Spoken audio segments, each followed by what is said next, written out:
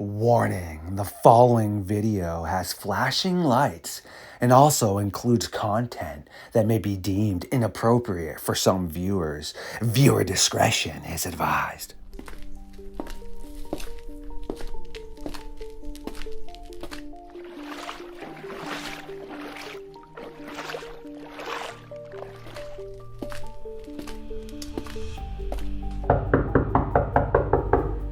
Kenneth Charles, and of course, Bigfoot's Barber Shop. You both have found your way into the darkness of the Fox Den in an attempt to once again figure out what is happening with the nefarious Dogman topic.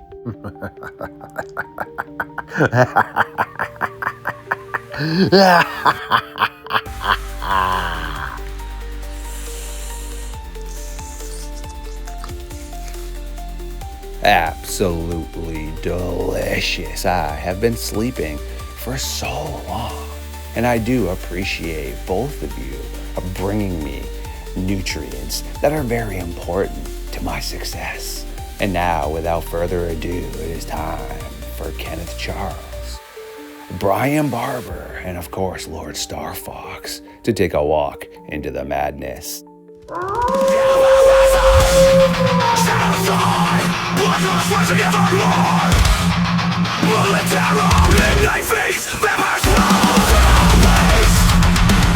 Stood up. I said, oh my god, it's a werewolf, and everybody in the car freaked out.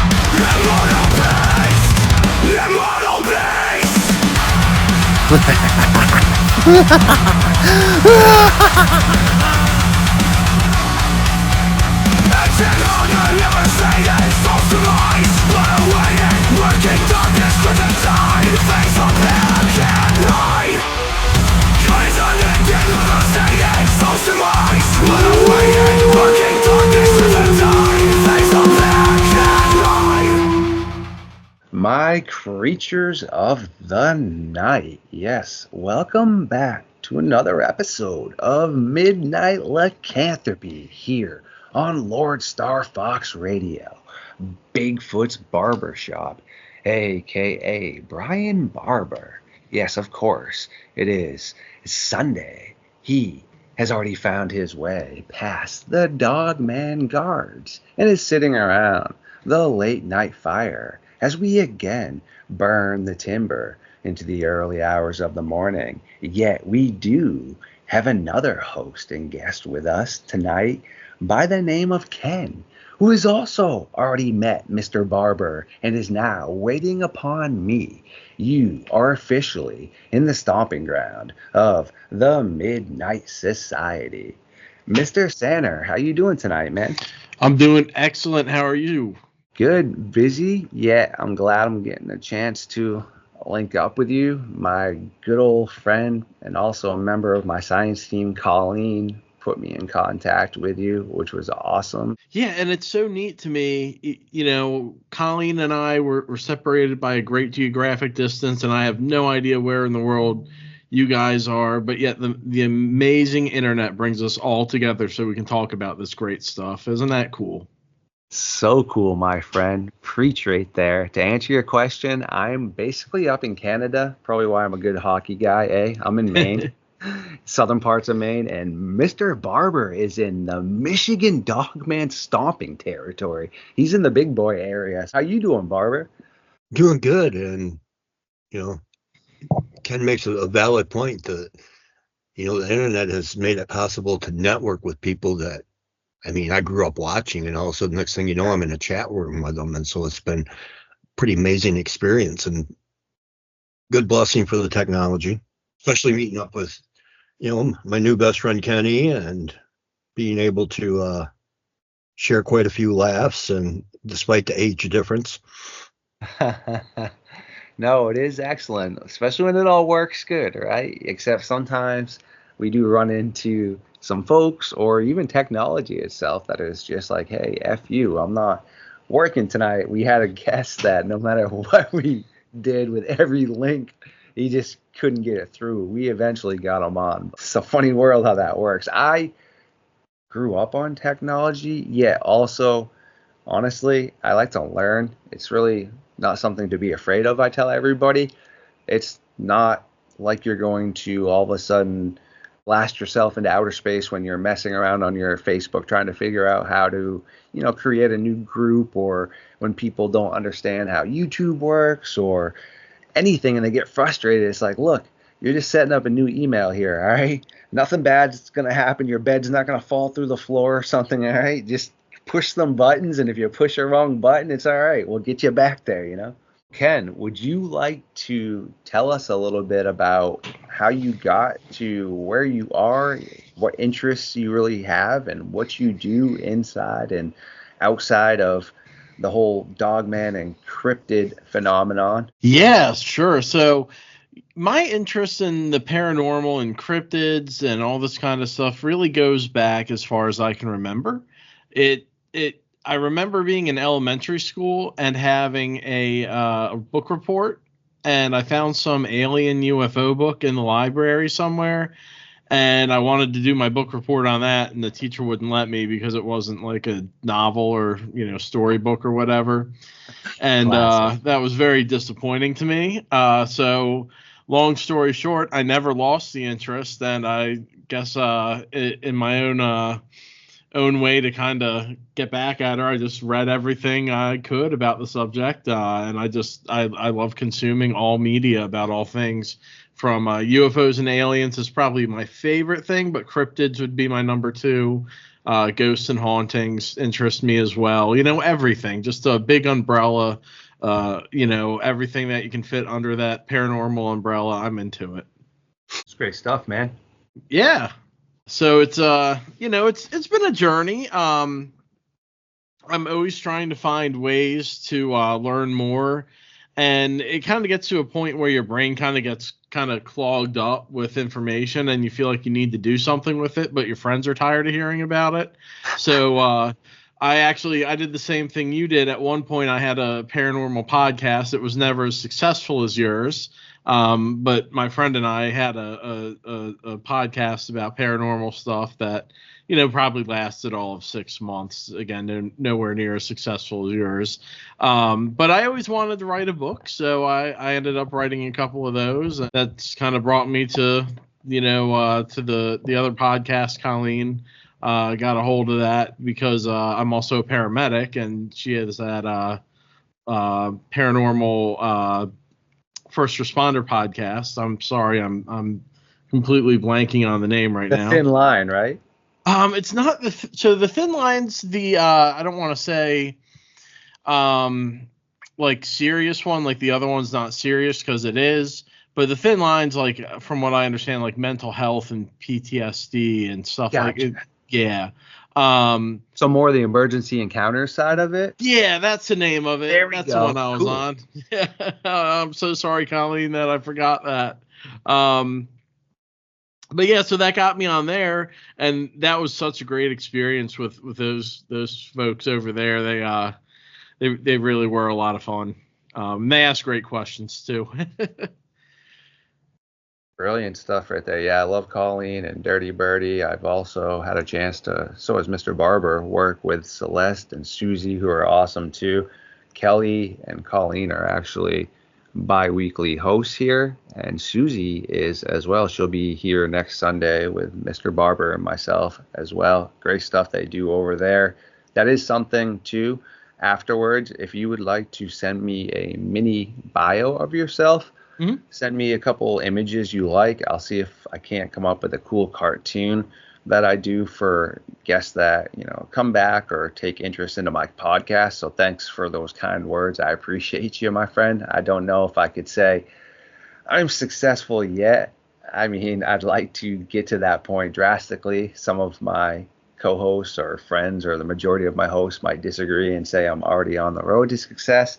Either way, great stuff. But send me any links that you would like to promote your book, or anything that people can pop over and see what you're up to outside of being on here, because we would like to get you back whenever you get time, whether it's monthly or bi-weekly. We'll figure some stuff out. But yes, make sure you definitely pop all that over. Yeah, absolutely. I will. Thank you very much. And I did want to say I was going through some of your videos since we started talking, and I really did find your art really cool. A really cool art style. Hey man, again, thank you very much for the kind words because I try to always believe in myself, and it's easy to put on the front that, hey, I know I'm on the right path, which inner side I feel like I am. Yet I still hear, some of the outside noise. Like I was complaining about the other day with Reddit. It's supposed to be an area, where you could just kind of introduce some of your new work, and some of the people over there with some of their trolling. Whatever, man, I can handle it. I used to be a troll back in the day as well. Whatever. Yeah, it's always good to hear stuff like that from individuals such as yourself because I do appreciate that. Again, whether or not we should care about the outside noise, I don't know. I mean, yeah, we'd like to pretend that we don't hear that stuff and you don't need it. And everyone's always like, oh, it shouldn't matter. You just got to believe in yourself, which, yeah, you're right. You really should just believe in yourself. But come on, we're all people. So the more people tell you, hey, you do good stuff or want to spend time around what you do, definitely helps, put the pedal to the metal. So thanks, bro. Absolutely. Thank you. Yes. Barber, what do you think about all that, my guy? I think it's cool to meet Ken, and I'm wondering, mention books, so let's make sure we get the titles out so the audience knows what they are and maybe a brief synopsis of both or them. Sure. Thanks. The first one is called High Strangeness, and the subheading is Unmasking the Ultra-Terrestrials, which will tie into this Dogman discussion here in a little bit. Basically, it's a look at a bunch of different paranormal phenomena and just kind of drawing some links between them in the style of John Keel, who is a big inspiration to me. And the other one's called Paranormal Trivia 101. And it's just basically, 300 some, paranormal trivia questions that I've had rolling around in my head for a few years, and I just kind of got out on paper. Oh, that's a cool idea. I mean, Ghost Trivia Pursuit. Come on. How can right? Go wrong with that? And what kind of, it sounds like you hit all spectrums of the paranormal. Have you had any encounters that jump right out at you? I mean, being probably a paramedic, if you came up on certain places, there might be certain events from recently unbreathing people. Yes, actually, I can tell you two stories in that realm. I have had a number of paranormal experiences, both related to my profession and not. But I can definitely jump right into that one you just said. So back probably like 2014, 2015, maybe 2013. It was like kind of like the early to mid 20 teens, right? I was a paramedic, Southwest Baltimore, and we got a call for a cardiac arrest. So somebody, no pulse, no breathing, and myself, my EMS supervisor, and the closest engine were dispatched to this call. So my partner and I arrive first on the ambulance. We got all our stuff, go in the house.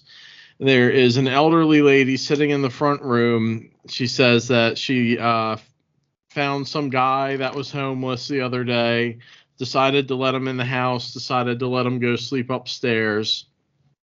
And, she didn't check on him for a day or two, maybe 3 days. And now she's worried that she hasn't talked to him. He hasn't come down. Maybe can you check it out? Sure, no problem. Start going up the stairs.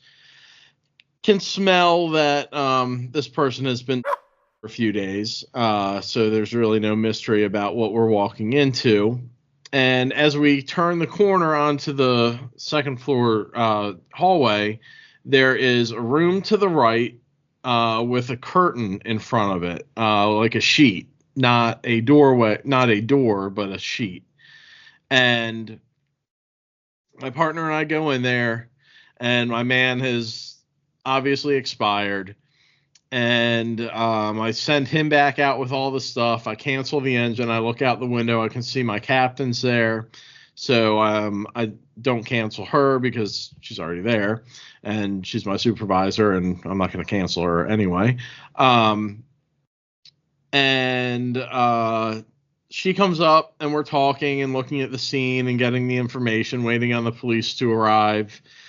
And all of a sudden, we both turn and look behind us. I don't know why, but in that curtain that's over the door, there is a perfect handprint pushing the curtain in right in the center, and then it just goes away. And we both kind of looked at each other, and I was close to the curtain, so I go over, I open it up, I look down the hallway. There's no one down the hallway. I look downstairs. I can see the older lady sitting in the sofa downstairs, so it obviously wasn't her. And she was kind of like so elderly and kind of poor shape that she wouldn't have been running down the stairs before I could have got to the doorway anyway. So my partner's outside. The police haven't shown up yet. The engine never showed up because we canceled them. Whose hand was it? I don't know, but it was definitely a hand. There are no windows open because I know people like to say, "Oh, it was the wind." All the windows upstairs were closed. The front door was probably open to the house, but usually the wind doesn't, make a handprint. Usually. Yeah. Yeah, I don't know too many hand-shaped funnels that would make that for you. So, whenever I get a chance to talk to somebody in that field, it's like you guys have walked into horrific conditions. So the fact that, some of that energy's still there, whether the person actually knew they were gone or not, or got up and wondered, what the heck, why is my body still there? Mm-hmm. Trying to get your attention. Like, put me back. Yeah, and I often have wondered, since I heard it one time, and once you hear something, you can't unhear it. Somebody once asked me, do you ever wonder if when we're working on a cardiac arrest, if the person is standing there watching us too? And I have never been able to not think about that, since then. And it's yeah, I mean, there's been a number of stories. If you want more stories, I can give you more stories, but I got a couple. Never thought about that. You always hear about the out of body experience and the NDEs, but to actually think about that person, floating above and watch you, like, hey, don't screw this up. Yeah. And actually, it's funny you mentioned the out of body and the NDE because I have a story about that too. I didn't have the NDE. But I was a paramedic. I was a brand new paramedic, and I was working interfacility, transporting a patient from one of the local community hospitals to a major medical center after they had a cardiac arrest secondary to a heart attack. And they got the person back, which, unlike what unfortunately TV shows you, is about a 5 to 11% chance to actually get somebody neurologically intact back after cardiac arrest. So this guy, he got really lucky. And he told me on the way to this bigger hospital that during the time he was in cardiac arrest, his heart had stopped. The paramedics were doing CPR on him, taking him to the hospital. He could see them working on him in the ambulance. And what he noticed above him was a black swirling mass, he described it as, which in my head, I always kind of think of a vortex or a galaxy or something like that. And he felt like that's where he was going to go, and it was going to take him somewhere very bad, and he needed to change his life. So I don't know what that's all about either. But it's an interesting NDE story because it's not a typical happy one. No, but those are the ones that I would love to get a follow-up on what they did after that. Yeah, and not to be nosy, but what did he do in life that set him up to feel like that's what was going to happen to him? Yeah, normally when they do something like that, they must have been pretty naughty to get that end game. So yeah, makes you wonder if they tried to make amends for it somehow. Right. Right. Yeah. That or it almost makes you wonder, like, what if there is a level of all of this that is like self-determined? Like maybe what he did realistically wasn't that bad relatively, but in his own mind it was that bad, and for some reason he felt that he deserved some kind of punishment for it. I don't know. Oh, that's a good point, especially depending on the religion you were raised. Right. Yeah. I mean, like, who's to say what different belief systems might, impact stuff for people in those situations. I mean, it's a fascinating concept because you get NDEs from all over the world, from all different religions. Actually, I talk about it a little bit in High Strangeness. I have a chapter on I can't remember if I put it in the consciousness chapter or the spirituality chapter, but I definitely get into NDEs.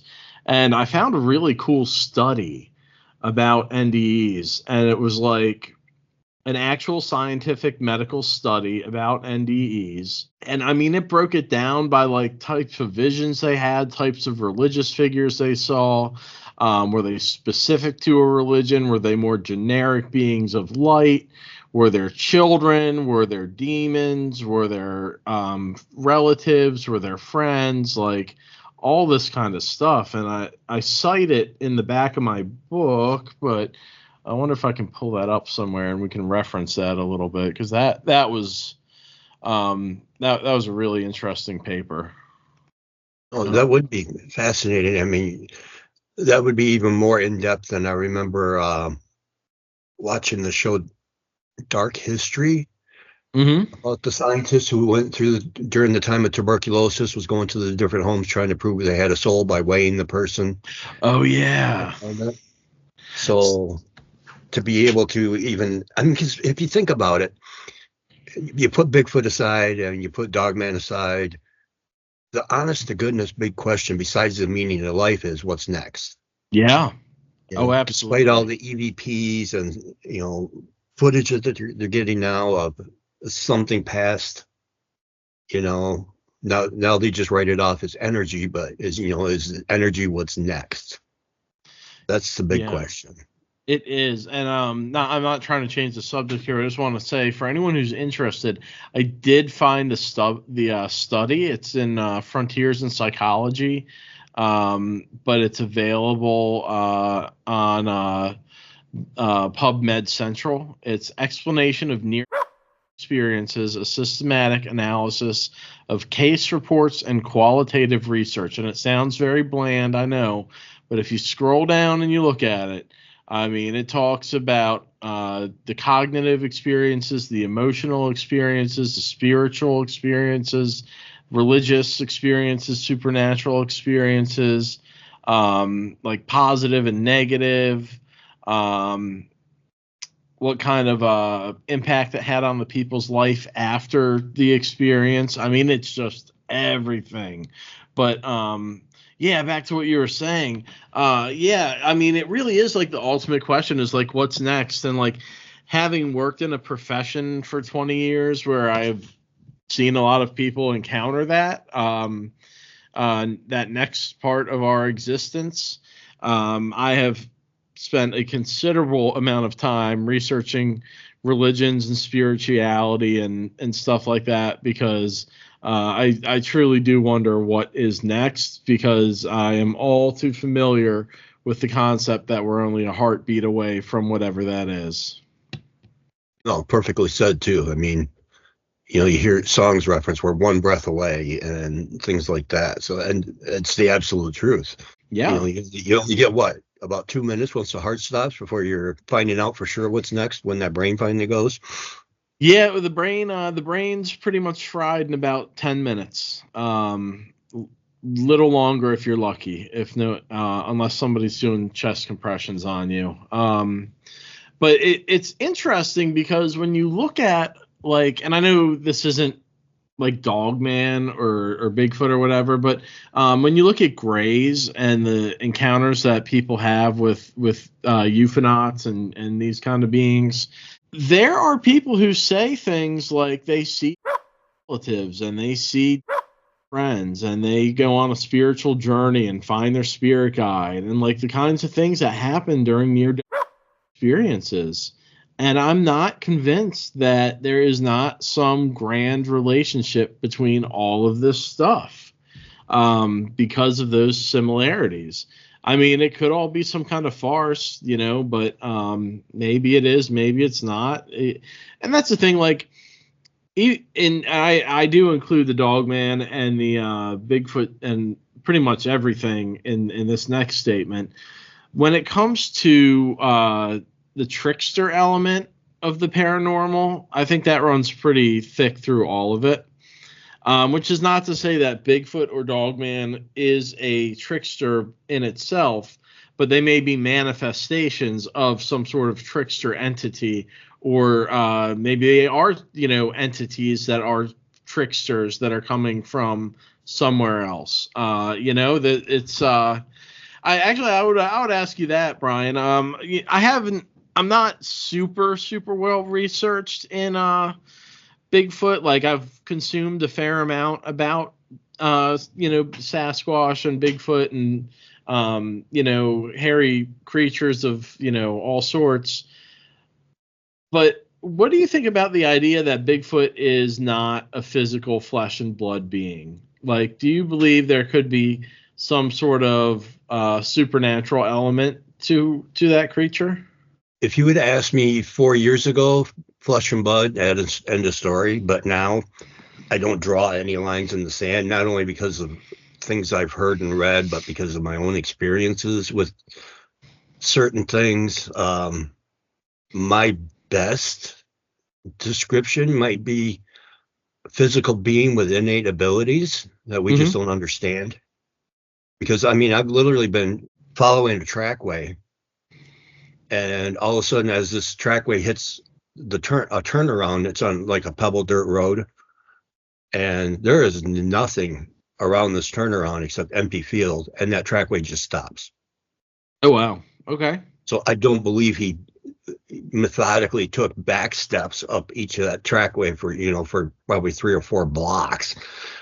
It went somewhere, but yeah, was it another dimension? Who knows? Are they able to? I think Ron Moorhead put forth the theory, once you get into the quantum mechanics of things, that they're able to manipulate their own body density, so it's almost like they float when they walk. But I was looking at my my old bookshelf over there, because I have his Interdimensional Bigfoot book tucked away in a box somewhere now, but I had a little mishap with my bookcase, but that's a different story.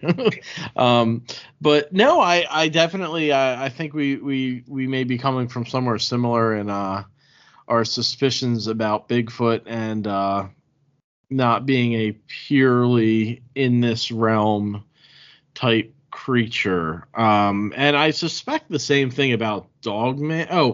Before I get into that, sorry, I just wanted to share, I had a family member who claims to have seen a what they believe is a juvenile Bigfoot.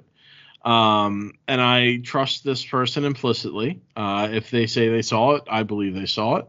But my point is with it, that the way they described it, this person said that time slowed down, and they initially had a reflex, like if they ever, not a reflex, but they had a thought that if they ever saw a Bigfoot, they would shoot it, right? Because they were going to like prove they're real and all this stuff. But as soon as this person saw that creature, all of that went out of their head.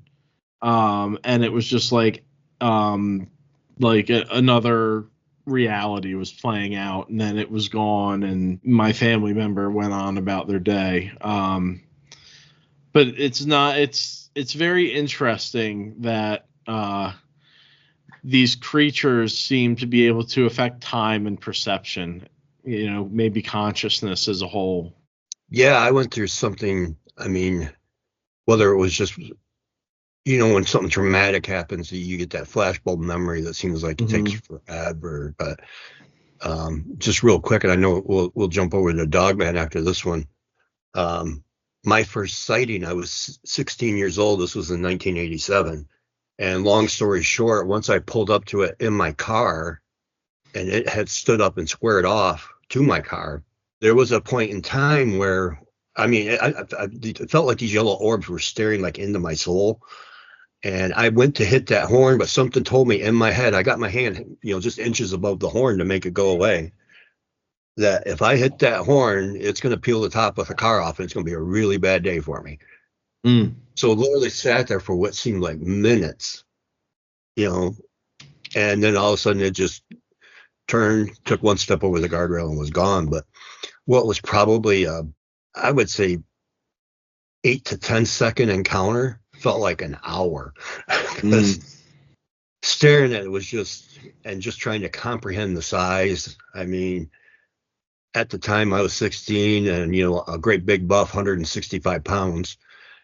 And you could fit. Now I'm 6 foot, about 290. And I sat in that same car that I saw my first Bigfoot, and the local junkyard had it. And I thought, I wonder how big it really was, because it was shoulder to shoulder as wide as my El Camino. The outside of the shoulder was wound up with that outside of that El Camino is a 79. And you can fit 2 of me in the front seat, shoulder to shoulder. Wow. So it was just outside 2 of me wide at, 290. And it's not a bodybuilder 290, but it's not a soft 290 either. So it was huge. But there was that, like you talked about, that pause where, was it just my mind working in slow motion, or were there other actions? Like I said, I don't draw lines in the sand anymore. Every time I draw that line, it's like, oh, got to erase that one, move it back a little farther. It's like that movie, one of the movies where the guy steps over it, and then he keeps stepping over it, and it's like, crap, might as well just not draw anymore. Yeah. So I think that, that's kind of a good place to kind of jump into like where I think a lot of this stuff comes from. And I don't know, are you familiar with the work of John Keel at all? No. Okay. So, and I am obviously not an expert on any of this, because I don't believe anybody's an expert on any of this.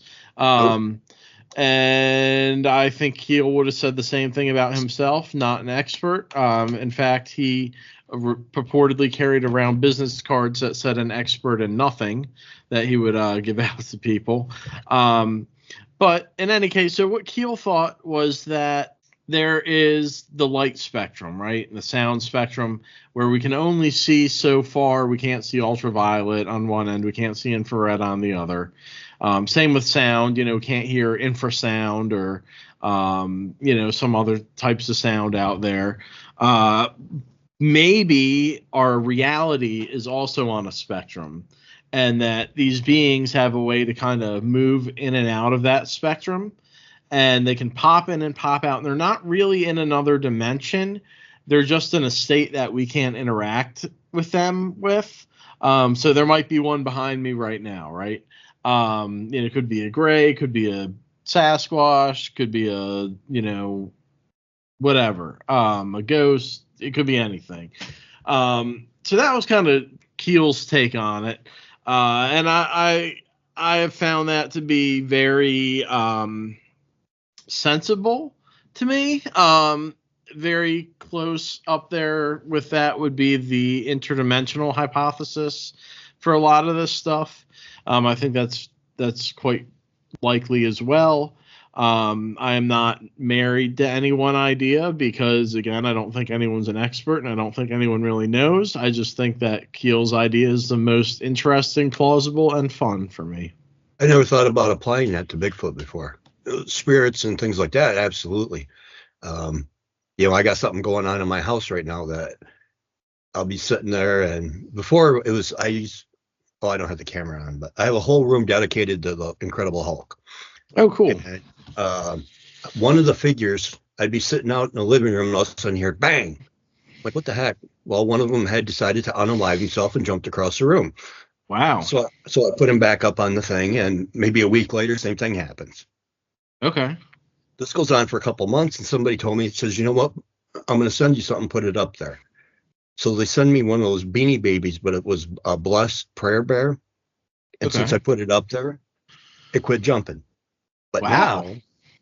now that every once in a while I'll see a shadow in a laundry room, and the dog will go over there and bark just nonstop. And about every fourth or fifth day, when I sit in my recliner, within 10 or 15 minutes, I have a saltwater tank with a couple of reefs, Mm-hmm. and a couple fake ones. Mm-hmm. And one of those reefs will tip over in the tank. Hmm. Like, how the heck does that happen? Without a wave, all of a sudden you just hear an air bubble and bloop, reef tips over. That's funny So, you say that, because I have had a couple very minor things happen in this house that I'm filming in now. But I also have a saltwater tank, and I also have had live rock that just like falls over and just like goes everywhere, and I can't figure out what could be doing it. Maybe it is in fact supernatural. it blows my mind because it's I can't think of any time when it's been the same one twice in a row. So it's like all of a sudden I see clownfish scoot, and all of a sudden the reef falls over. Like, Yeah. That reminds me of and I guess we're coming down to like the last 10 minutes or so. So I'll be quick with this. But the fire station where I first started as a volunteer here in Harford County, Maryland, it had a great number of strange things going on there. The first thing that ever happened to me, I was 16 years old. I was in the station, as far as I know, all by myself, and I'm pretty confident I was all by myself. I was sitting in the ambulance, and I was across from a room we call the radio room, which I had turned the lights off in. And I'd gone to the ambulance to kind of familiarize myself with it, because I was, riding as like an observer, and, I was new to the whole thing. And I got back out of the ambulance and the lights were all on in that room. And I was like, well, that's weird because I'm the only one here. But things continued to progress. Not necessarily just to me. It was well known that this place was pretty haunted. It had lights in the ceilings that were like domes. I'm trying to think if they have an actual name, but they would fall out. Pictures would fall off the wall, which is what you reminded me with your hawk flying across the room there. Pictures would do that. There was one instance, and I was watching a movie with someone in the crew room, and we saw a shadow move under the door, which surprised us because we thought we were the only ones there. So we got up and we went through the door, and we followed the hallway, and there was no one there.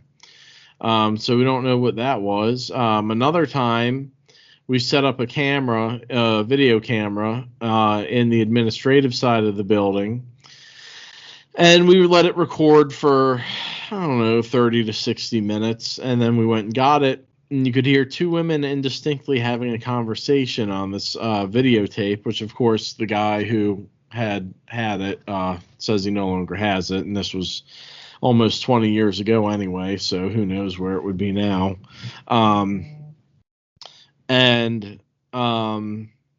What else happened there? The air pack alarms would go off on their own. The engine might start on its own. Allegedly, that never happened to me when I was there. Shadows moving, voices. I saw a door open once in front of two other witnesses in the middle of the day. I was getting ready to go to work. I stopped in to say hi to somebody. I was talking to people, and one of the interior doors opened about a quarter of the way, held open for 3 to 5 seconds, and then closed. Definitely not the wind. Don't know what that was. And I had a UFO sighting there too. I was, again, the only one there. And this was probably like 2015, 2016, something like that. And I could see a red and a green ball of light racing around in the sky outside. And that went on for, I don't know, a couple minutes. Then they just disappeared behind the trees. But it's one of those things where it's like you get that paranormal apathy. I was scared. I felt like I was seeing something I shouldn't see. And it just never occurred to me to like pull out my phone and try to record it. And I'm sure, on a cell phone in 2015, something in the air in the distance at night, probably the quality would have been garbage anyway. But I don't know. I love it. I'm gonna have to let Starfox come in though, because I could hog you for hours at this point. You get into paranormal, and I lived in a haunted house, so. Oh wow, okay. I'll let Starfox get what he was looking for out of this before I hog the whole show. No, this is great stuff by both of you. Also, Ken, I do encourage you to link up with Mr. Barber outside of our podcast right here. He's got his own thread where, like he just said, a lot of similar interests for both of you right there. Also, he's a Bigfoot guy, so I highly suggest you two sit down also over there on his show and pump out some great stuff like you just put out right here. Brilliant by both of you.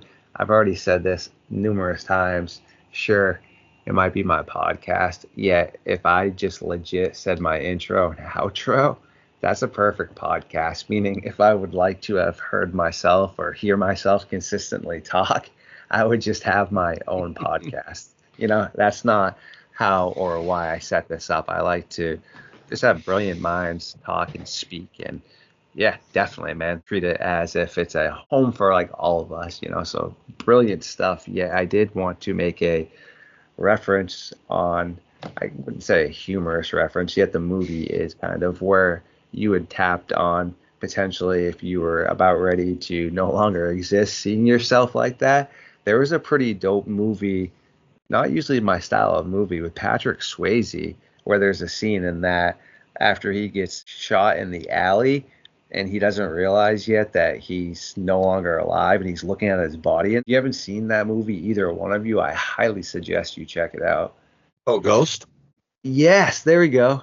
Yeah, I haven't seen it. I'll have to check it out. Yeah, it does a really good depiction. Granted, I have said this before, I've never had any sort of paranormal experience. I've just dealt with a few gnarly human beings. I'm a journalist just here trying to figure out what's occurring by speaking to individuals such as yourself. Yet, what I've learned, again, from individuals such as yourself and others, seems pretty spot on with some of the behaviors that Swayze does in that movie Ghost, meaning trying to communicate by just knocking like a quarter over or something, just doing little things that, again, people have reported.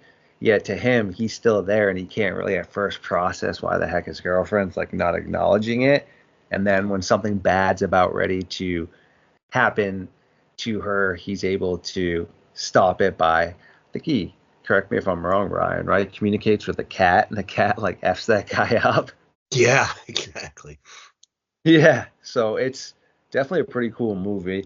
Now, on a very messed up, dark note, Dr. Dennis Carroll, a member of our science team, was telling me, and you being a first responder, this probably will ring some gnarly nightmare fuel for you.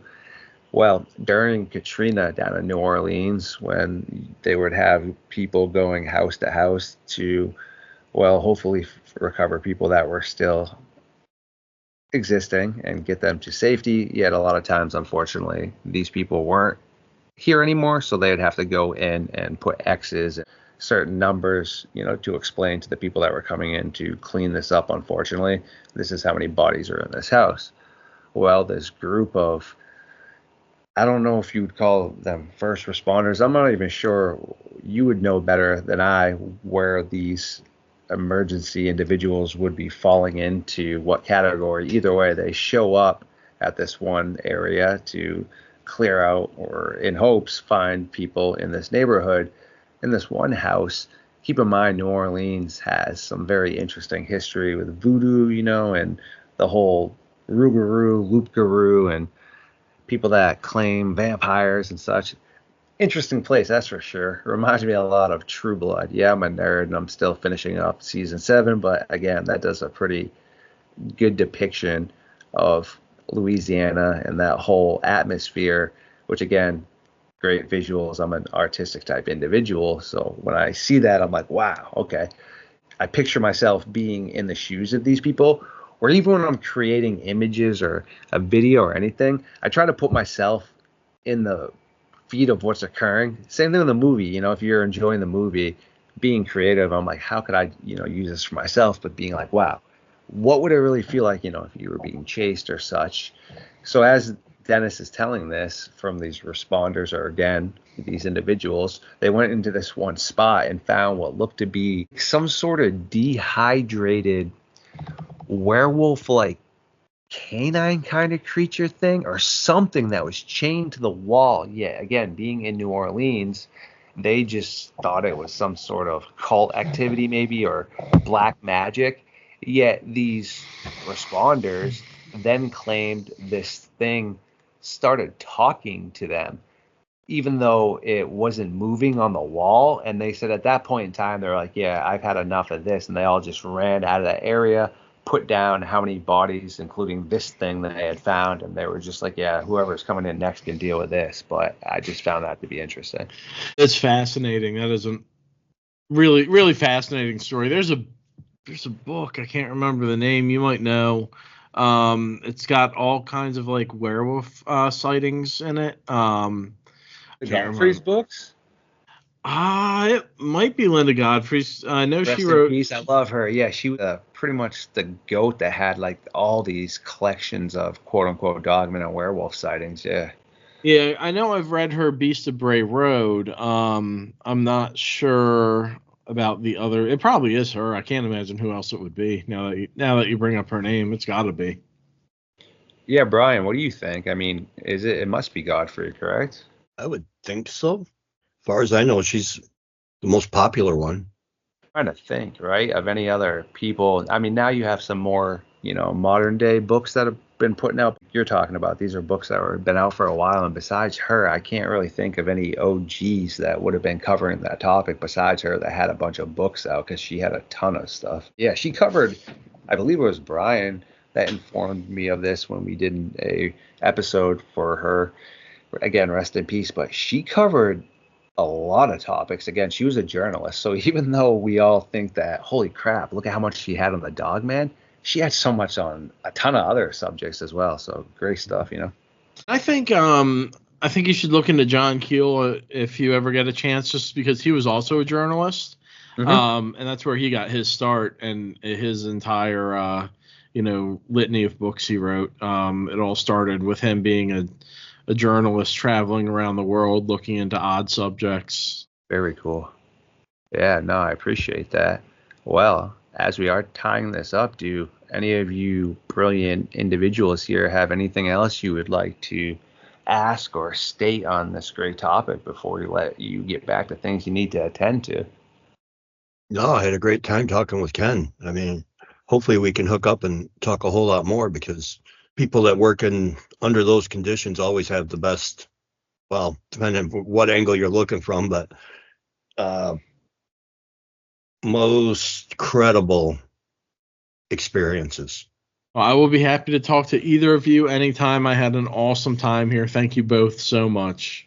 Yeah, no, I appreciate you, my friend. I definitely would like to get you back up on here anytime you get a sec. I will text you here in a bit through Facebook, and we'll figure something out for sure. Okay. Like I said, Brian on here, bi-weekly times 2, Saturday and Sundays. If you wanted to, bi-weekly come on with him or something, and myself, we'll figure it out. But yes, I do encourage you to link up with him as well. I'll open up a chat on Facebook to make it easy for both of you once I get my phone cranked back up on. It's on airplane mode at the moment because I was working with y'all. But yeah, I'll open that up and definitely look forward to the things you are both going to be working on as well. Okay, and I will send you a picture as soon as I can find one. Yeah, perfect, man. And send me, like I said, like a little mini bio, so that way up in the videos, like I do appreciate you checking out my work, but you can see how every time I have guests or a guest on, I try to show their bio and an image that I've created as well, which, again, I have a graphics designer background.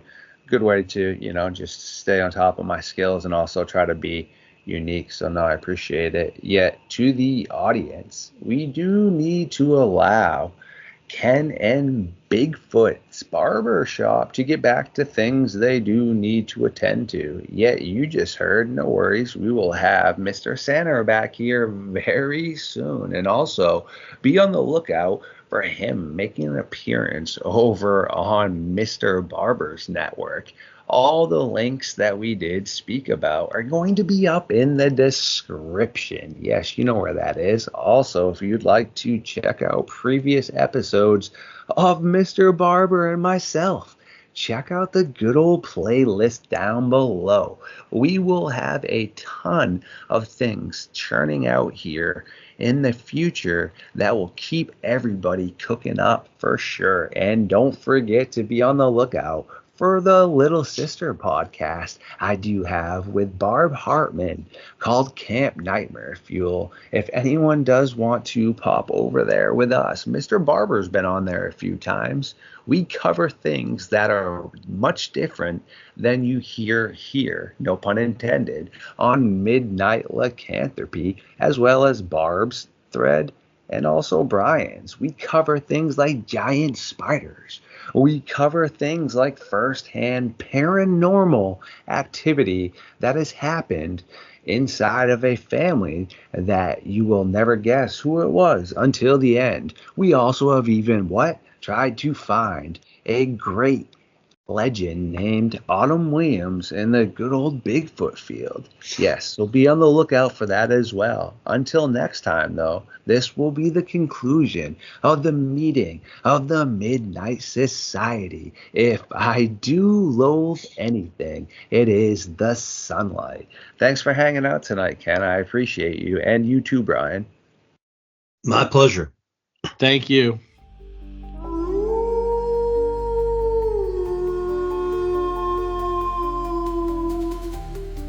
My creatures, ooh, I do adore every single one of you.